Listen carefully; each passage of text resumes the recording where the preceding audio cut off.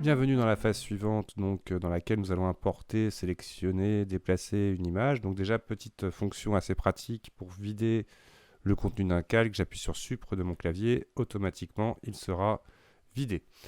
Donc nous allons nous intéresser maintenant à aller chercher une image de référence de ce type. Donc pour les mots magiques, donc moi je vais prendre celle que je vous ai montrée. J'ai tapé mal référence for 3D drawing, ou alors vous pouvez le faire aussi avec Femal. Ça marche beaucoup mieux qu'avec Woman, désolé mesdames, mais c'est les mots, on va dire, bruts pour arriver à trouver vraiment des références. Alors par contre, justement, j'évite d'aller trop loin par rapport à la purité de notre hébergeur vidéo, donc dans le sens où j'éviterai de montrer trop de nudité, raison pour laquelle je prends ce personnage-là pour l'exemple, et une petite technique assez simple sur Windows ou autre système d'exploitation. Une fois que vous avez choisi votre image, directement vous la glissez dans un dossier, hop, elle est sauvegardée. Une fois que j'ai mon image qui est importée, donc là je vais réduire mon navigateur, je peux l'importer directement, et d'ailleurs c'est la seule façon pratique qu'on aura dans Krita pour importer une image, par de simple glisser, déposer, où s'offrira à nous 4 options. Soit -5 dans le temps, si on compte annuler comme option. On peut l'insérer comme un nouveau calque, comme un calque de fichier, donc ça sera un élément qui sera référencé extérieurement, donc chaque modification extérieure sera mise à jour dans ce document-là. Créer un nouveau document avec le fichier ou insérer en tant qu'image de référence. Je vais montrer déjà dans un premier temps ce qu'est l'image de référence. Ça me crée tout simplement une image qui n'est pas prise en compte comme calque, mais qui va me permettre comme ça d'avoir dans ma scène directement une image que je vais pouvoir utiliser comme référence pour des détails, pour des couleurs, tout un tas de choses qui seront possibles avec. Donc là, si je veux la supprimer, j'appuie simplement sur Supre de mon clavier et je vais reprendre mon navigateur. Hop, et donc là, je vais la glisser et la mettre comme calque, comme nouveau calque. Automatiquement, mon image, donc ce coup-ci, est importée en tant que calque dans mon document de travail. Le principe, c'est de découper nos personnages de manière à ce qu'on les centre dans Krita pour pouvoir ensuite dessiner par-dessus notre personnage. Donc les outils de déplacement sont très pratiques. On va les utiliser combinés avec des règles. En affichant dans le menu afficher les règles, nous allons avoir ces deux barres qui vont nous permettre, en glissant tout simplement, de créer des règles dans notre document. La première règle que je vais créer sera, pour éviter que mes pieds soient collés au sol, une règle qui symbolisera justement le sol sur lequel je vais poser mon image. Automatiquement, je vais, pour éviter de la déplacer en faisant des erreurs, je vais dans Afficher, verrouiller les guides. Toc. Une option que vous trouvez aussi dans les paramètres de l'outil. À partir du moment où vous êtes dans les outils de règles, alors attendez d'ailleurs, ça va être où oui, non. Si je voulais avoir le panneau des outils de règles, il faudrait que j'aille chercher dans paramètres, panneau, guide et règles, normalement, grille et guide. Et là, c'est un panneau qui, lui, va me permettre, donc là, je vais le sortir, toc, je vais le coller, par exemple, avec les préférences d'outils ici. Hop, comme ça, j'ai mon grille et guide, dont les paramètres ici, je pourrais retrouver le verrouillé guide et avoir différents types d'affichage pour ma grille. Par exemple, si jamais vraiment je suis sur un document foncé, d'aller chercher une couleur, par exemple, plus flashy, qui me permettra de mieux voir ma grille. Les grilles donc sont déplaçables tant qu'on n'a pas coché verrouillé. Ça peut être une simple ligne, ça peut être des tirets ou des points. Donc c'est à vous de choisir. On pourra choisir qu'elle soit aussi aimantable, donc ça veut dire que si jamais je viens chercher donc l'outil déplacer, que je clique sur mon image, là je vais automatiquement pouvoir me switcher. Alors il faut peut-être d'abord vérifier que dans hop, aimanté, on l'a bien sur les guides, aimanté sur la grille, tac tac tac, intersection de l'aimantation. Voilà, limite d'image aimantée. Et là, alors est-ce qu'il faut que... Ouais, on sent qu'il y a quelque chose, mais c'est pas vraiment comme je l'aurais imaginé. Donc bref, on va tout simplement, dans l'outil déplacer, venir dans un premier temps mettre notre personnage avec les pieds de la vue face, peu importe où il est situé, mais au niveau du sol, représenté donc par notre grille.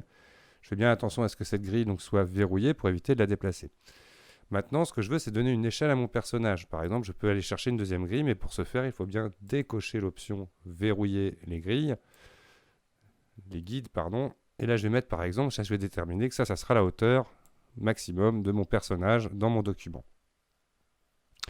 Donc pour pouvoir mettre à l'échelle mon image, nous allons utiliser le deuxième outil, donc le premier déplacement, le deuxième de transformation. Il est identique à Photoshop, le raccourci, c'est CTRL-T comme dans Photoshop. Par contre, il y a des options qui vont être très intéressantes en fonction de l'outil justement sélectionné. On va voir que quand on va justement passer en transformation manuelle, nous allons avoir des options ici directement pour positionner le centre de notre rotation, que l'on peut déplacer tout simplement en bougeant le centre et en allant le mettre là où on veut, mais on pourra directement lui dire tu es en bas au milieu, tu es sur le milieu de la gauche, etc., etc., etc. Recentrer le point. Oui, donc là il n'y a plus de point du tout. Where is my point? Il est là. Alors là, j'arrive pas à le choper. On va sortir, échappe. Je vais revenir dans le... Hop, c'est bon, ça l'a remis au centre. Là, ce que je veux, c'est qu'il soit plutôt au niveau, vous voyez, de la plante du pied. Toc, j'hésite pas à zoomer si j'ai envie d'être précis. On va peut-être pas trop zoomer parce que j'arrive plus à le déplacer du coup. Il y a un petit bug, on va sortir de l'outil, on resélectionne notre élément, on recommence, on prend son pointeur et on vient bien le mettre à l'endroit où on estime bien le positionnement. C'est juste à la plante de mon pied, on pourrait même aller le mettre sous le pouce comme ça, toc. Je dézoome. Et là, il va falloir vraiment faire attention à l'ordre dans lequel vous allez appliquer les raccourcis. Tout bêtement, si je veux faire une mise à l'échelle en utilisant cette référence de point, il va falloir d'abord cliquer dans un angle de mon image. Ensuite, une fois que j'ai cliqué, j'appuie sur Alt pour lui dire je pars de mon point de référence et majuscule en même temps pour être homothétique. Et là, je vais descendre la tête de mon personnage. Alors souvent, il y a un truc qui est dommage, donc je trouve dans Krita. J'espère que ça sera une option qui permettra de l'avoir toujours présente. Mais vous voyez, là, les grilles passent derrière, du coup, notre modèle. Donc là, déjà, dans un premier temps, je vais le remettre dans une couleur foncée. Toc. Et là, on les voit mieux.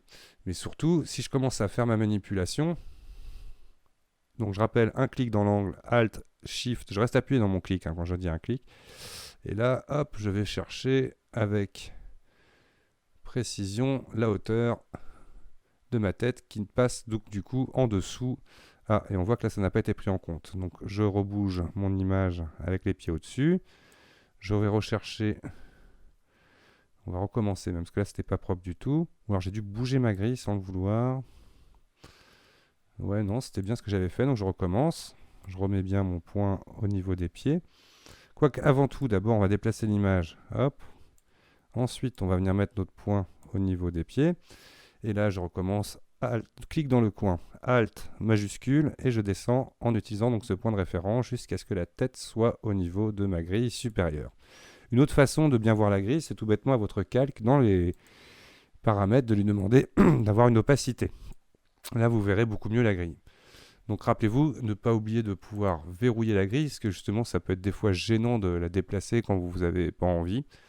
Et donc voilà, à ce stade-là, on a donc importé notre image, mise à l'échelle notre image. Maintenant, ce que je veux faire, c'est la découper. Donc là, je vais remettre ça à 0. Hop, j'ai mis 5. Voilà. Donc maintenant que j'ai mon image comme ça, je voudrais l'utiliser, comme je l'ai dit, centré. Donc première chose que l'on va faire, déjà je vais revenir dans mes calques, mettre mon opacité à nouveau à fond. Et nous allons donc utiliser les outils de sélection. Les outils de sélection donc, permettent de sélectionner une partie de l'image, de la copier, de la coller sur un nouveau calque assez facilement. Donc on va commencer par exemple avec la vue de face, que je viens détourer en essayant d'être assez logique dans ma sélection pour avoir directement toute mon image de sélectionner. Là je vois que je suis légèrement trop haut. Alors petite réponse en même temps à Stéphane, qui se reconnaîtra dans ce message. Oui, on peut déplacer en fait la sélection, mais par contre, c'est pas quand on est à l'intérieur de la sélection, c'est en s'approchant tout simplement du contour de la sélection, et là, on peut redéplacer sa sélection pour être plus précis. Voilà. Une fois que j'ai fait ma sélection, c'est tout bête, ce sont les raccourcis copier-coller, CTRL-C, CTRL-V, qui vont vous permettre comme ça d'avoir directement la copie de votre sélection. En imaginant bien que vous êtes sur le bon calque de sélectionner, je fais un CTRL-C au clavier, CTRL-V, automatiquement, il a collé ma sélection à l'intérieur de ce calque. Dans le menu sélectionner, vous pourrez tout désélectionner. Toc. Et là, en masquant donc du coup l'œil de mon calque de référence, d'origine, je vais avoir mon calque donc de ma vue face. En double-cliquant dessus, je vais pouvoir lui donner un nom. Hop. Et je vais activer en haut dans l'interface l'outil miroir, qui me sert surtout à la base à dessiner des deux côtés, mais qui va me permettre en même temps d'avoir une grille automatiquement bien placée au centre de mon image. Pourquoi au centre? Parce que par défaut, il est au centre, et au cas où, même si jamais vous veniez à le déplacer en prenant, donc je suis en sélection, je vais désélectionner, CTRL majuscule A. On imagine, je prends n'importe quel autre outil, mais hop, si jamais je déplaçais par exemple mon outil curseur de centre, à n'importe quel moment ici, vous pouvez le recentrer et surtout le verrouiller. Donc là, je sélectionne l'outil de déplacement. Et mon principe va être de déplacer mon image de manière à ce qu'elle soit centrée par rapport au repère que je viens de créer. Donc je clique dans mon image, j'appuie sur majuscule et je glisse mon image en cherchant des points de référence comme le nombril, le nez. On peut vraiment zoomer et aller chercher. Alors là, hop, j'ai encore fait un... Hop, là par exemple, on peut constater, vous voyez, que tout simplement en mettant sur le nombril, je ne suis même pas au milieu des pectoraux et encore moins au niveau du nez.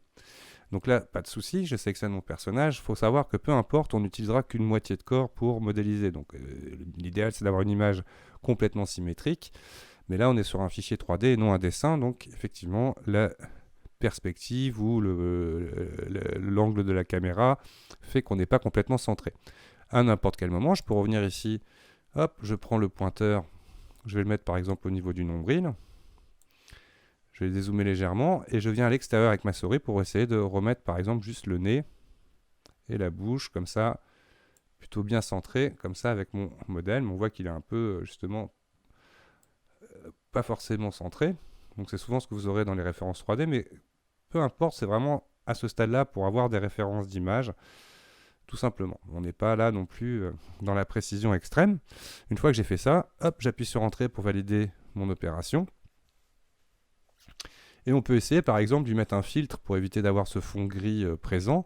Dans les filtres, à cette image-là, donc face, je vais venir chercher un filtre. On va lui mettre Ajuster, Inverser, pour voir ce que ça fait. Voilà, ça peut être plus sympathique comme ça, en lecture. Donc là, on va dire que cette image, elle est calée. Je vais même pas hésiter à piquer la couleur qui est ici en faisant un CTRL. Je clique. Alors déjà, il faut que je valide mon outil et que je sois avec un autre outil que l'outil de transformation. CTRL. Donc là, il me l'a bien repéré le gris. Dans mon background, je vais remplir. Donc, image, remplir. Alors, dans Photoshop, c'est facile. Je sais aussi les raccourcis ici. Mais après, ici, ça doit être remplir. Non, image, affichage. En tout cas, c'est CTRL Maj Supr ou oui, c'est ça. Non, CTRL Sup, pardon. Hop, et là je remplis par mon background que je vais déverrouiller avec la couleur que je viens de sélectionner. CTRL, ah non, c'est donc Maj Page Up. Donc là je suis pas super satisfait. Si ça colle, c'est bien. Là on est bien. CTRL. Alors il faut que je retrouve. Donc CTRL Backspace, donc la flèche qui va vers de supprimer pour les Mac, ou Maj Backspace, ce sont les fonctions pour remplir. Alors manque de bol, dans l'interface, je ne sais plus où elles sont cachées. Remplir.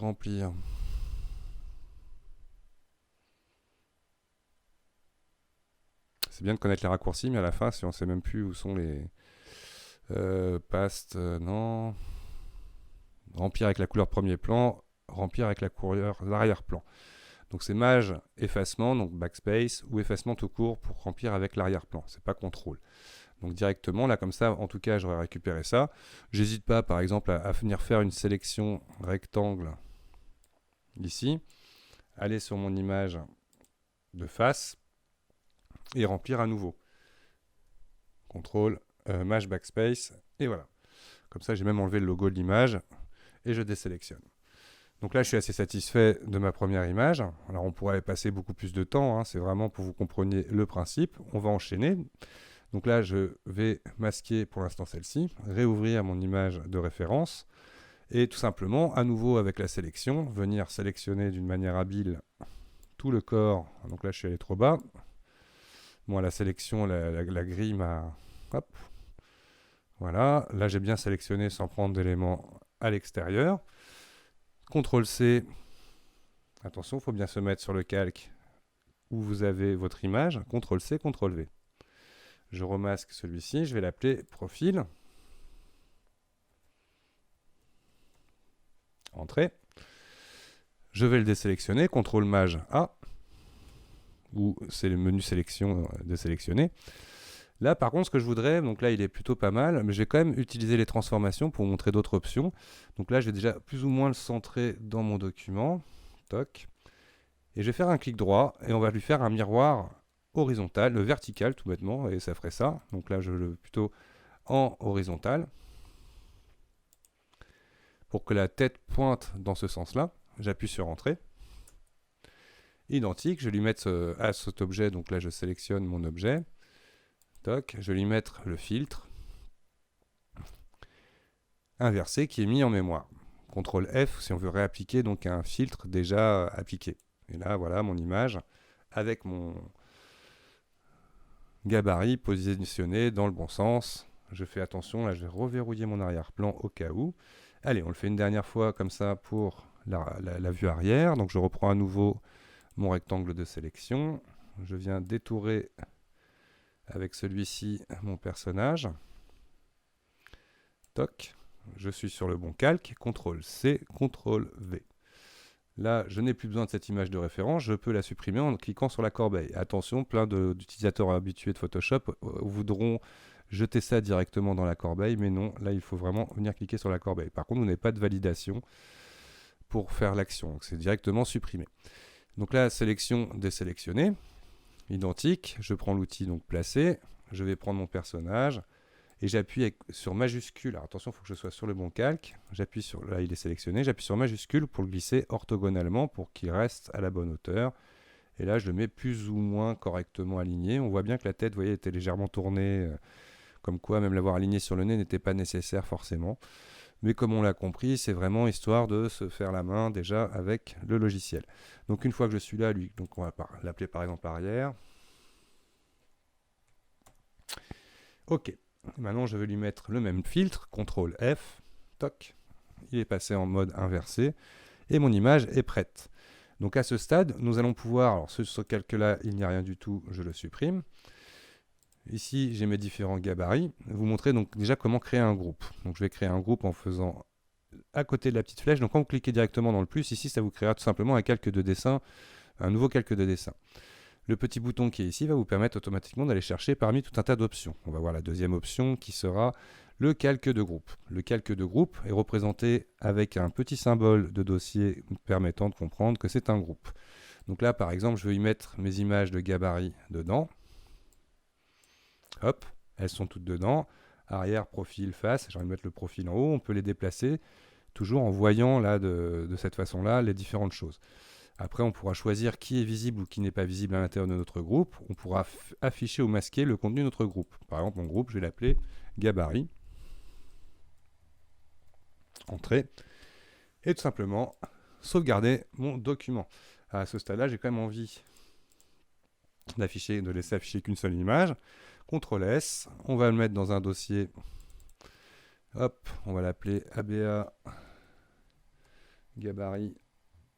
Alors, j'en sais plus à quelle version j'en suis avec ceux des ateliers. On va mettre au pif 006 et Entrée. Attention, vous verrez que vous pouvez faire des enregistrés sous et par exemple enregistrer dans tout un tas d'autres types de formats. Il enregistrera uniquement les calques allumés par défaut. Vous pouvez bien évidemment aussi, ça c'est une bonne chose pour les logiciels qui utilisent des formats PSD comme par exemple 3D Max ou Blender qui vont repérer les calques dans vos documents. Donc vous aurez la possibilité d'utiliser le format Photoshop. Là pour le coup, je vais m'amuser à faire un dossier supplémentaire qu'on va appeler gabarit. Elle est dedans. Et là, on va mettre par exemple ABA gabarit 006, hop, underscore profil. Et je vais le mettre en point JPEG. Voilà. Enregistré. OK. On va lui maintenant masquer le profil, afficher la face. Fichier enregistré sous, c'est CTRL majuscule S, comme dans beaucoup d'autres logiciels. Donc il a retenu le bon dossier. Donc là, je n'ai qu'à mettre face. Toc. Et je fais la même chose pour la couche arrière. Donc arrière.